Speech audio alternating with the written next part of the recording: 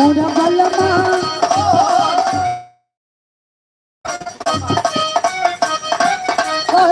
आप लोग तुरंत जुड़ जाइए लाइव में। हमारे लाइव में आप लोगों का स्वागत, हार्दिक वंदन, अभिनंदन है। आज बिरहा के दो धुरंधर कलाकार सखी बलमा कदर न जाए बाबी रे मोरिया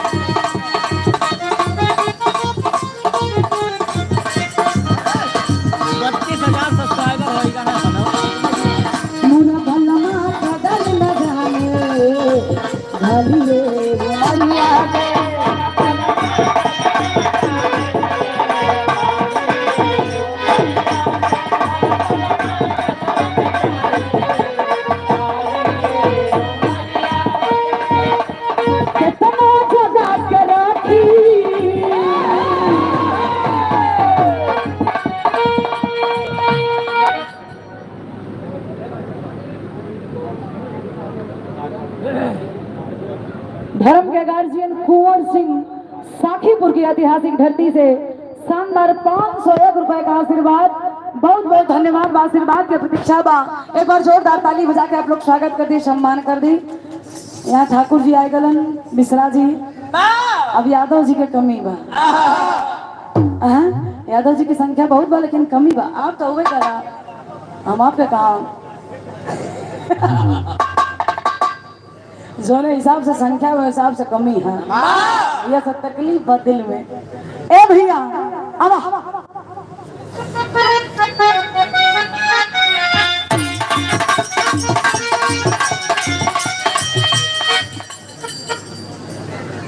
भैया तेज से बोला, हम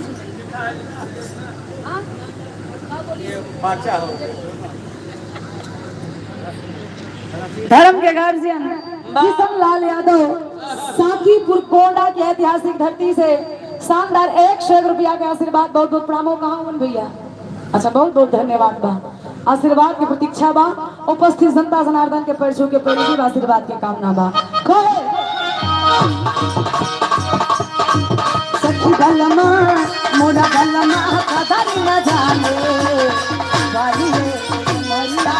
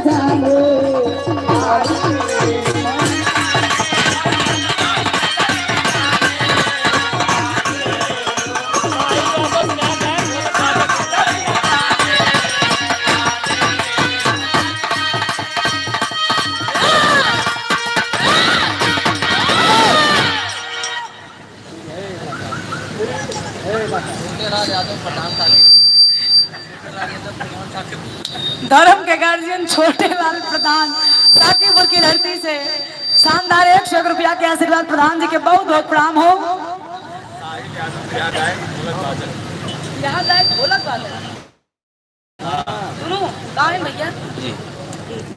धन्यवाद। साहिल यादव बिरहा के बादशाह, बिरहा के सुपरस्टार कलाकार और ढोलक के सुपरस्टार वादक। एक आध टाइम भैया हम के तनी सा गवा दा। हाँ, अब आप गौबो करेला, ढोलको बजावेला, तब फिर कलाकारी में चार चार थोड़ी करी। अगर हमरा से कोनो गलती हो जाए तो क्षमा की। हाँ, और गलती अगर भइलो तो के बताइहा जरूर। कैसे के कलाकार उहे होला जे अच्छाई के ना बल्कि कमियों को बताया करता है। अच्छाई बतावे वाला अपन दोस्त नहीं होला, दुश्मन होला। और जे कमी बतावे ला भले हमके तकलीफ हो करी, हमार कमी निकाल हुआ, वो हमार दुश्मन ना बल्कि हमार सबसे करीबी हो, सबसे खास हो। ये साहिल भैया की तरफ से 100 रुपया के आशीर्वाद मालिक करे। माता रानी आपके गायकी और बातकी में 4 चांद लगावे। उपस्थित जनता जनार्दन के पैर छू के पहले की आशीर्वाद की प्रतीक्षा बा। ए बड़ा गीत आइल बा, ट्रेंडिंग में बजत बा। 70 जने फंसा है भैया।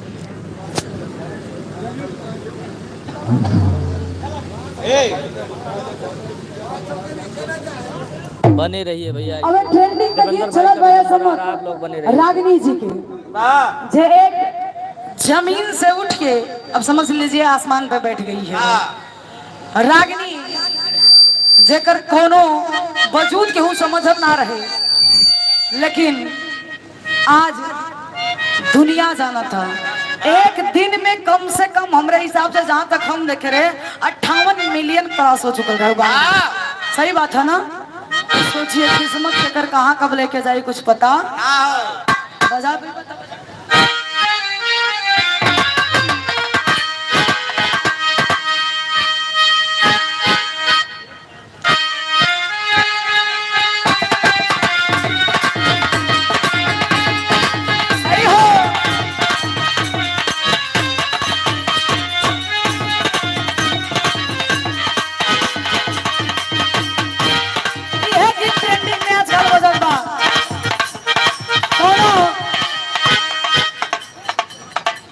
सही बात ठीक बात। कोनो देवर अपने भौजाई के बहिन के लाइन मारत बा, जो कि ट्रेंडिंग में है। कौन गीत बा?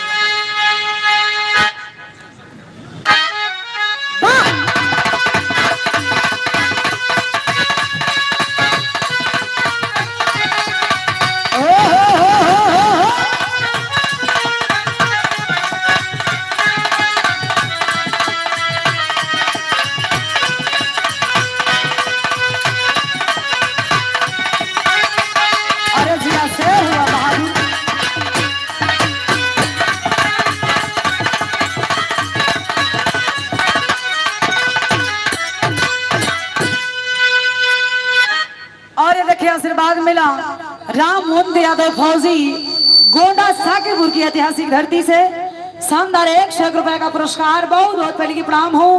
उपस्थित जनता जनार्दन के एक स्वर में पहले की प्रणाम आशीर्वाद की प्रतीक्षा है। सीटी ना दे भैया।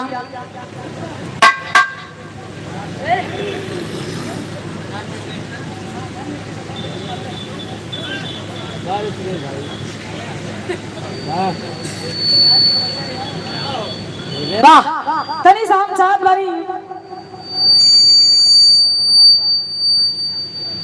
सीटियाँ कम कराया।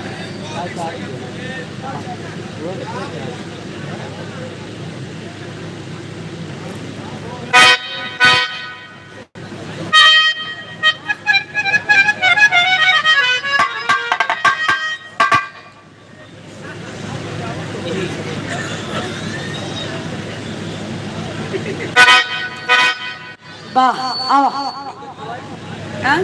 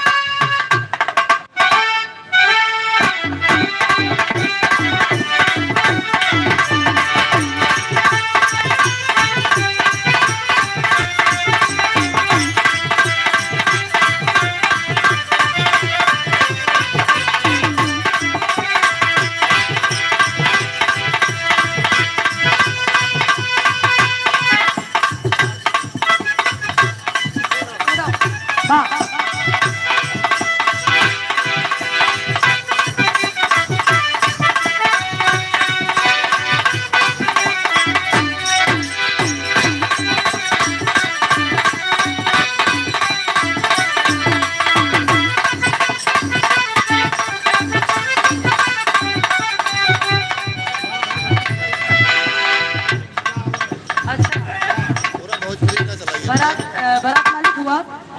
अब बारात मालिक हुआ। ठीक है, बहुत बहुत धन्यवाद। आ गए, दर्शन हो गई।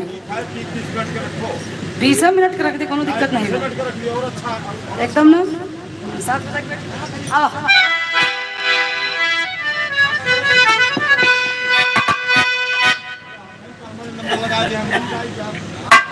हेलो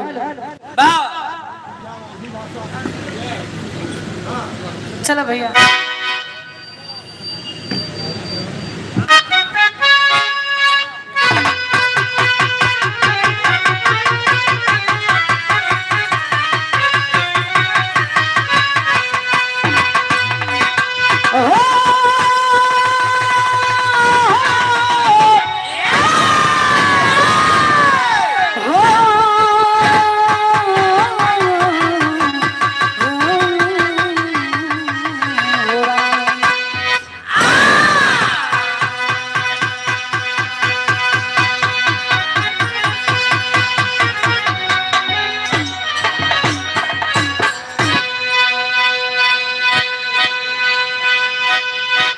मात्र 15 से 20 मिनट के छोटा सा भी रहा, फिर बाहर से आप लोगों के नंबर है। कैसे के समय वैसे भी ज्यादा खराब ना करब हम। हाँ, समय ज्यादा पूरा तो खराब हो चुका और ना खराब करब हम। एक छोटा सा भी रहा, 4 लाइन भूमिका में कभी जी लिखा तो बहुत बड़ी अच्छी बात का उठा के दा।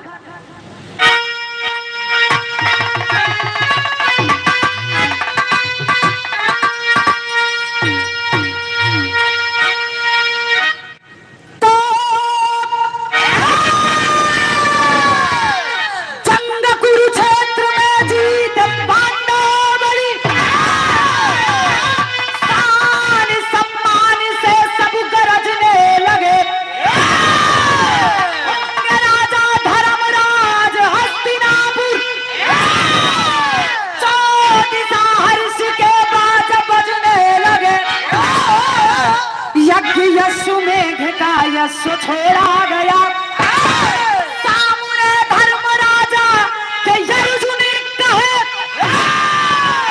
विजय पाक निश्चय ही आएंगे हम, कोई साथे हमारे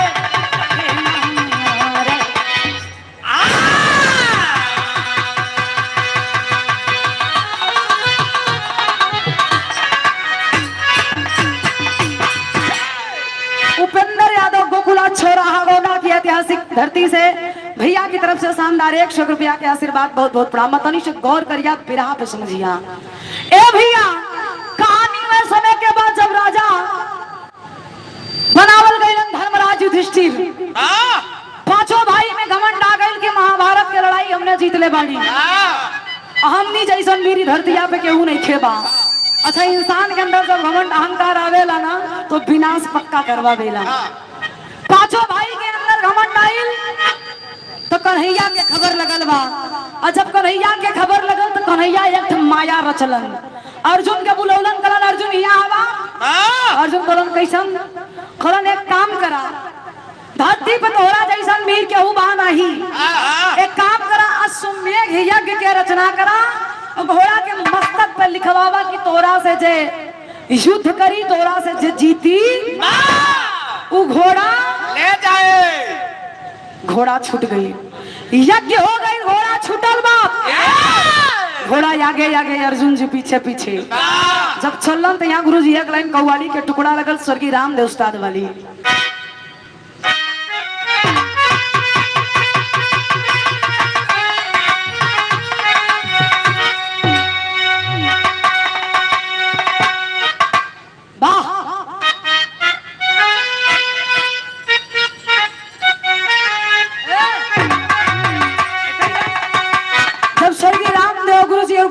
में भी रहा हो स्वर्गीय रामदेव गुरु जी एकदम डालना कहे कि पत्ती एकदम कहूँ बचे के ना चाहिए।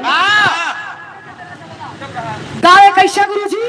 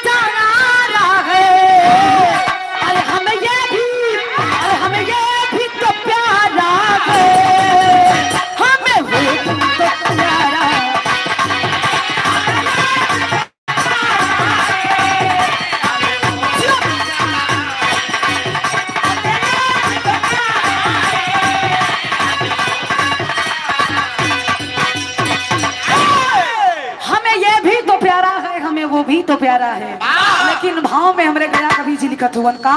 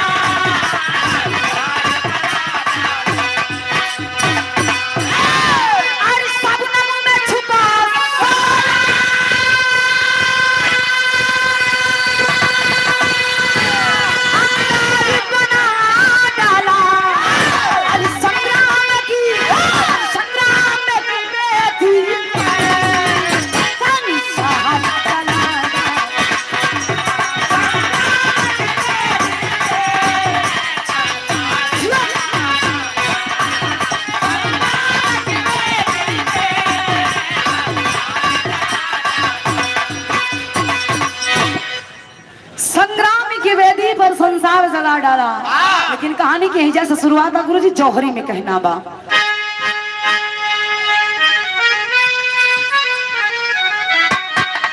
जौहरी दो किस्म के बोला जाला, एक स्वर्गीय रामदेव उस्ताद, एक बुल्लू गुरु जी, एक टाइप के और बोल जाला, लेकिन ओके छोड़ा दुइये ठे पकड़ा। और ये देखें विशंभर यादव साकीपुर गोंडा समाजवादी गीत के फरमाइश बा। 100 रुपया के आशीर्वाद बहुत बहुत प्रणाम हो जाई सब होई। आवा गुरुजी बुल्लू गुरुजी कैसे गावे?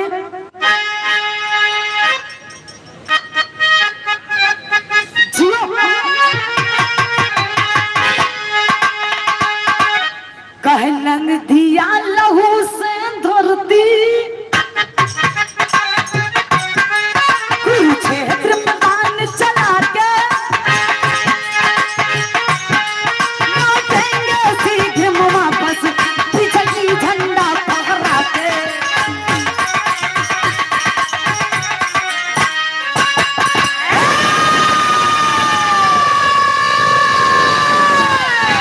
लेकिन जब रामदेव गुरु जी खड़ा होता कहा है बुल्लू बड़ा गावत हुआ ना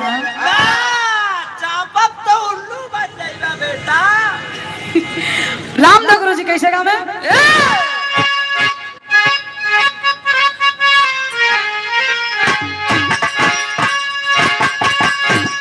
अरे घोड़े के पीछे पीछे चलती है वीर बलशाली, कहते हैं मालिक अर्जुन धरती खाली।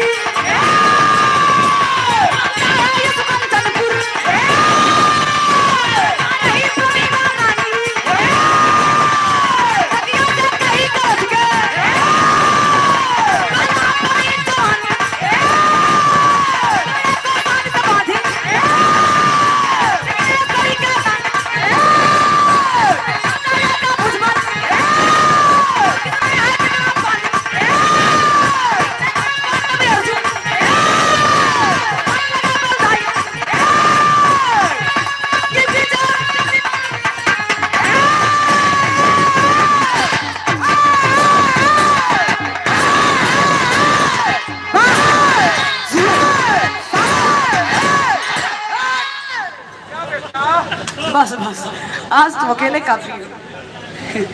ए भैया लेकिन कहानी के समझा।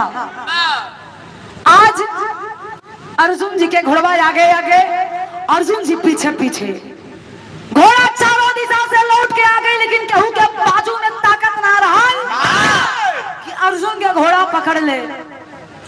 घोड़ा लौट के आइल बा कंचनपुर नामक गांव में। और जब कंचनपुर नामक गांव में आइल बाबू, तो कंचनपुर के रहे वाली एक महिला जकर नाम प्रमीला बतावल गई। प्रमीला घोड़वा के देखलस कहलस अरे बप्पा रे बप्पा, देखल तो नमवा सुनली तो बड़ा घमंडी निकलल। आज छोड़ब प्रमीला अर्जुन के घोड़वा के बधलस पेड़वा में। अब अर्जुन अइलन कलन के करे बाजू में इतना ताकत जोन हमारे घोड़ा के पकड़ ले बा। आवाज लगा दिया कलन की ककरा बाजू में ताकत बा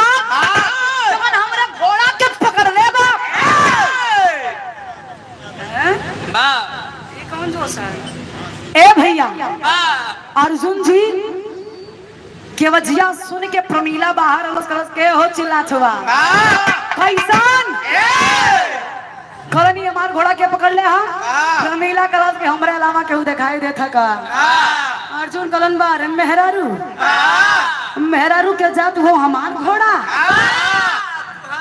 पहिर के हमें चुनौती देता रुका के हमके अच्छा ए भैया अर्जुन जी कलन सुना तोरा बाजू में तना ताकत नहीं बा मेहरारू के काम युद्ध करल वैसे भी आज तक हम कोनो स्त्री पे अपन ताकत ना आजमौली प्रमीला डांट के गोस गया घर मेहरारू मेहरारू मत चल रहा अदम हो तो ताल ठोकत बानी मेहरारू होके जावा हाथ मिलावा पानी पे ना मिला देली तो हमारा कुछ गड़बड़ ना करते पानी में औकात मिली है ए भैया प्रमीला जब चैलेंज ले अर्जुन के माथा चकरा गए अर्जुन कहलन ऐसे ना मानी कुछ करे के पड़ी कहलन का गुरुजी एक लाइन तरज लगल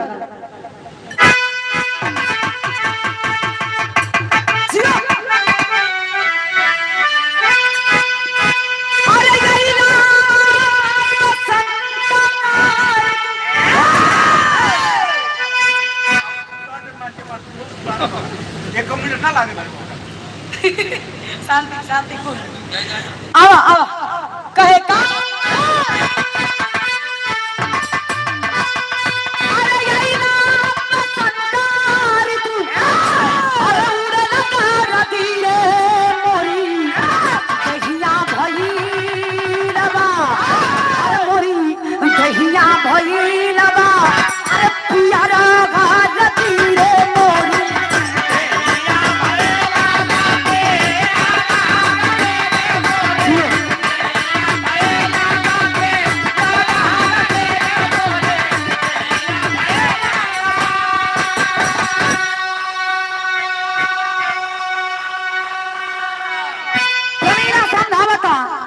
कि तोहार औकात कितना बा हम जानत बानी आ तू कहुआ के कहली का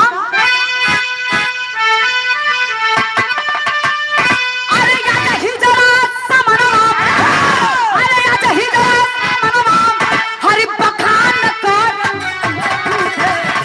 आया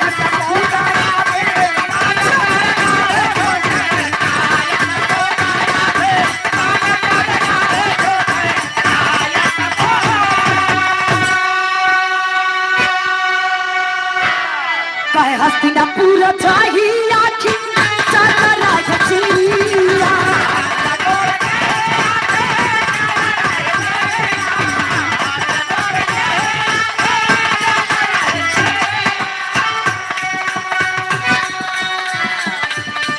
आवाज पीरा तापी नाटपुर नगरिया